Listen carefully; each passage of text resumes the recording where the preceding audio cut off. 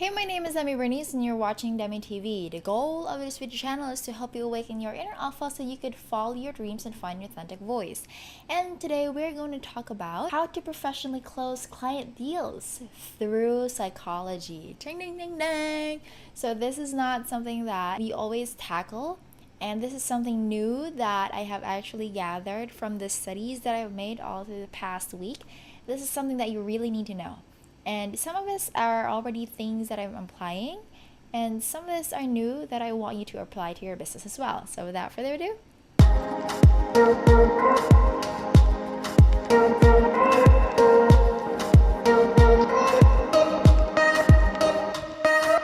okay, so today I'm going to talk about 7 tips plus a bonus tip at the end of the video that you need to watch. And make sure you get that bonus tip so that you could become a better client deal closer. So the first thing that you need to do is to become authentic, okay? I've always told you that ever since in a couple of videos before. You always need to be yourself, okay? If you think that you are not that confident enough, then you study how to be confident, because confidence is a skill. It can be learned. It's not something that's in it to all of us. It can be learned completely, okay? Now, what I'm saying about becoming authentic is that you don't need to pretend to be something you are not, regardless if this client deal is in person or in a Skype call or by phone. You don't need to become something you're not. You don't need to put scripts all throughout the camera or memorize some scripts all in your head just so you could close the client deal. It's not like that, okay? That would just make you sound more inauthentic, which is something that we don't like, because clients can sense that you are not authentic, okay? That you are just doing it for the sake of closing a deal. So that might give you or give your client a wrong first impression. The second one is watch your tone of voice, okay? Now, this is very amazing because this is something that I've learned from Vanessa Van Edwards. She is a human behavior investigator, and she has shared a lot of things about the closing deals and negotiations, which I'm going to share to you today. But one thing that you need to also watch is your tone. So when you are talking to your client, make sure that you are calm, cool, collected, and you don't sound arrogant. Now, how do you think, or how can you say if a person is sounding arrogant? If you're going to tell your client how much is your rate and how your work process is, this is not the right way to say it. Oh, I actually start my week at Sunday and ends it at Saturday. And I usually invoice my clients at the end of the Saturday or Saturday evening.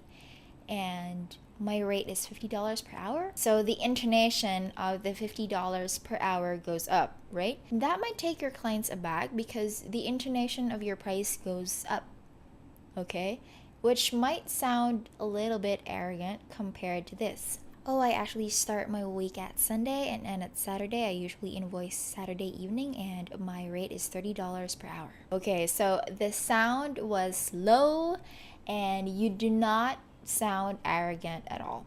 So the tone of your voice says a lot of things, and you have to be very careful about it. But you don't need to overthink it, because this is something that we do every day, right? We are talking to a lot of people every single day of our lives, unless you are completely antisocial, which you lock yourselves in the door, which I don't think you are, because you are here watching my videos about business. That means you are consistently building relationships. I hope so, okay? So you have to watch your tone of voice. And usually the high intonations don't only connote question, but it also connotes arrogance. So you have to be very careful with that, okay? Just say calm and cool and collected and chill, okay? That's the most important thing when you are trying to watch for your tone. Okay, the third one is always smile, regardless if it's a phone call, email, or in person. Much more in person, right?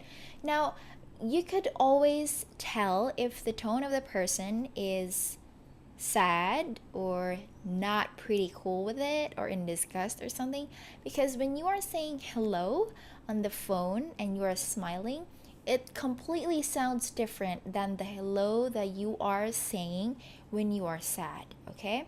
Example, happy hello, hello, sad hello, hello. It's different, okay? Just from the sound of it. So you always have to smile when you're talking to other people. Like, Hey, my name is Demi and you're watching Demi TV, but this one is actually inauthentic. How I actually do this is, hey, my name is Demi and you're watching Demi TV. The goal of this video channel is to help you make you know that, right? So I always smile in the intro because I want you to feel comfortable with me. Okay, so that's the technique to actually smiling all the time, which is pretty good if you are trying to close deals. The fourth one is extract creative ways on how you can make your client feel comfortable. Okay, so if you are talking to that person over the call, I think it's actually easier to make deals over the call, right? Or if you are close together, then you could also meet each other. But closing a deal through typing or emails might not be really good. I don't really suggest that. I would always ask my client if I could call him, or if he's busy, then that's the last resort. That's when you close deals on emails. But the way you do it over the phone is that you make your client feel comfortable by laughing or by cracking simple jokes here and there, and you say, "Oh, sorry, it's so silly of me. I just got distracted. What is it that we were talking about?" So you always make the client feel comfortable, and it's just the same with how you are trying to win a girl on a date. Okay, for girls, you might not understand this because usually we're not the ones that are winning men on a date, but it's the same with making another person feel comfortable. Okay, say for example there's a visitor visiting your home and you want that person to feel comfortable, so you would ask questions like, how is it going? Is there anything exciting happening? Are you planning on vacation? Because automatically your brain is going to look for hits about exciting. Okay, when you are asking your client or another person, anything exciting coming along, so automatically your client or that other person's brain is going to look for hits about the word excitement. Okay, don't tell them, is there anything that you are stressed about your business lately? Then you are just allowing your client to think about the things that she is stressed about, which you do not want to do. Okay, you have to make sure that your client is comfortable, and you have to ask questions that would allow them to look for hits about positive things. This is an important gift that you can actually give to your clients, or even though to other people that you are talking about. So ask them, is there any vacation that you are planning to do?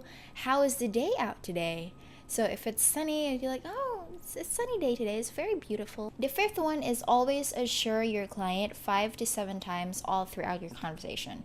So assuring your client does not always mean you literally say, I assure you that I'm going to do good services. I'm going to make sure that your website actually converts.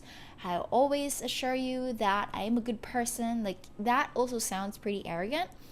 The subliminal ways to actually assure your client is just to become confident about the services that you're offering. Say, for example, I'm offering graphic design and website services and video editing, right? So this is how I usually tell my clients. I have actually edited a couple of videos in 2 years now, and so far they've already been really good. One of these videos actually helped an author create more sales through his book.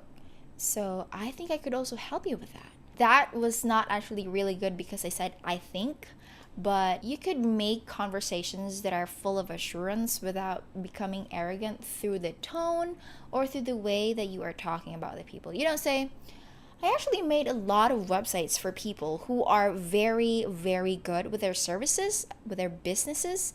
I've made a lot of videos all throughout the 2 years that I've been in the business, and they're really good. So that makes you feel arrogant instead of making your client feel welcome and making your client at home. Because the first thing that your client is going to think about is, am I with the right person? Okay, so that's just the point of the whole thing. She or he has to make sure that you are a good person and you are not going to take advantage of him. The sixth one is admit your weaknesses. Okay, so this is very important. Do not pretend that you can do this when you cannot. Okay, recently I just closed a deal and my client asked me if I can do copywriting. So I told him that no, I only specialize in design, and that's all about it. That's the only thing that I do. I usually just make sure that the design is very pleasing to the eyes of the visitors. I usually make sure that the brand actually stands out and it encompasses the message of the business. But throughout copywriting, copywriting is a very technical thing, and I don't think I could really help you with that. And he was very happy that I actually said it, because he was glad that I was not pretending to be someone I'm not, which actually was a huge point why I closed the deal. He said, "Oh, I like it that you are very honest." So I think that was a huge point why I actually closed the deal with him. So it's also good to admit your weaknesses, because that only means that you are not trying to be know-it-all. The next one is be clear with your work process. Okay, like our example earlier, I would always say I start my work days at Sundays and ends on Saturdays, and I always invoice at Saturday evenings. So I'm very clear about my work process, and I always say that the first thing that I always need to do is that I send to you the contract and I give you a sample of the invoice. So those are the things that you should have already figured out before closing the client deals, okay?